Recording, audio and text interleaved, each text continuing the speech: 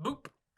Happy Thursday. Today is Thursday, January the 7th, 2021, and today's daily Bible readings come to us from Psalm 29, and then 1 Samuel 3, 1 through 21, and lastly, Acts 9, 10 through 19a. But I'm going to look at 1 Samuel 3, 1 through 21, and talk about the scarcity of provisions.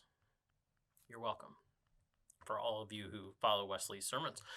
Anyway, we're told here that well, let me start with this. As a minister, as a campus minister, and I get asked this question specifically, sorry, I got distracted, by people who are kind of new to the faith and new to the Bible, and they begin reading the Bible and they see all these miracles and wonders. And the question, and rightly so, that they ask is, why don't we hear from God like that anymore? Why don't we hear from God like people did in the Bible? Why aren't there miracles? Why aren't there visions? Why aren't there prophecies? My answer to them is, well, that's a deep subject.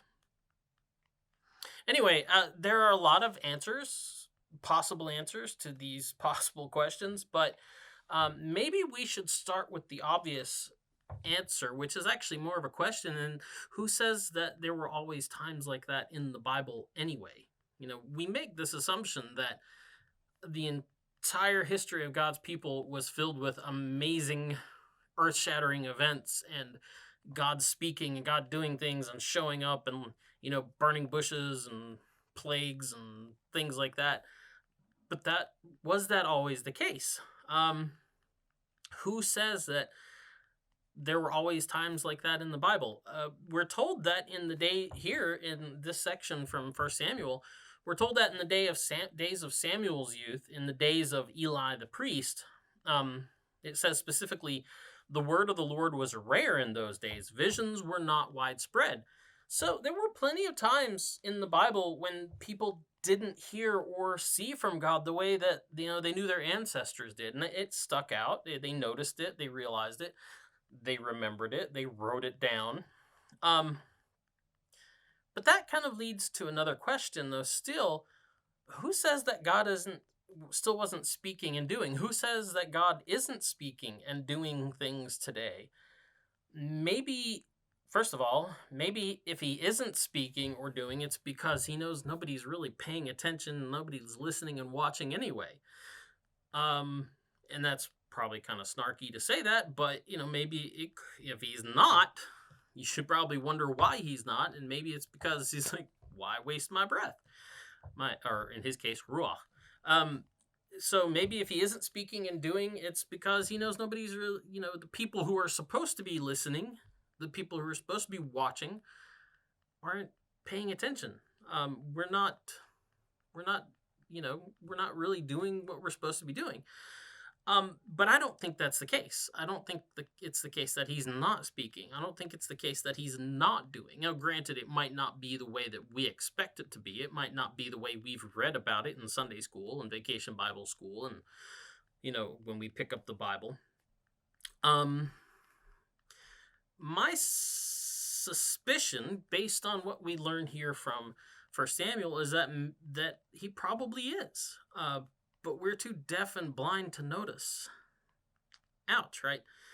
Why do I say that? Well, what it goes on to say here is pretty interesting. It says, the word of the Lord was rare in those days. Visions were not widespread.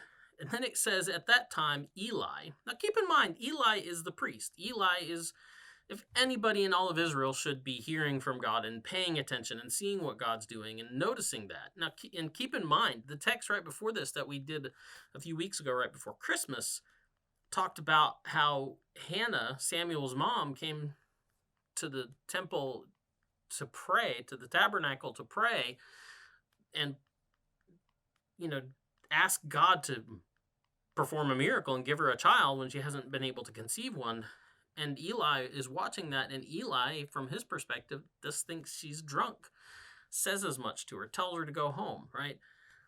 And so here we have in verse 2, it says, at that time Eli, whose eyesight had begun to grow dim so that he could not see. That's not, I think they're telling you something about Eli and the nature of what's going on. Matter of fact, Spoiler alert, if you go on and you read 1 Samuel here, you find out that his sons, who were supposed to inherit the family business of priesting, were not doing the job that priests were supposed to do. They were anti-priests. They were horrible, horrible people. They were doing things that violated the law, violated other people's rights. They were doing things that violated God's will. And Eli didn't see it. And I don't think it's didn't see it as in he had cataracts and couldn't see it. He just didn't see it. Didn't want to see it, maybe. So Eli, whose eyesight had begun to grow dim so that he could not see. So I don't think maybe that it's, if it is the case that God's not speaking, you should probably wonder why. I don't think it's the case that he's not speaking. I don't think it's the case that he's not doing. I think it's the case that we're not seeing.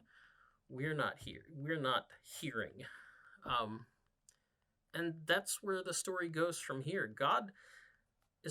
Maybe God had been trying to speak to Eli, but Eli was too deaf and blind for God to get through. And so God found someone else, this little kid named Samuel, and called out to him in the night. Eli didn't hear it. Samuel did. So maybe he's talking to people who listen to him. Oh well. That's the DBR for today. We'll be back tomorrow on Friday, and Huggins will have the DBR for you tomorrow. Go out, have a good day. We'll talk to you later. Boop.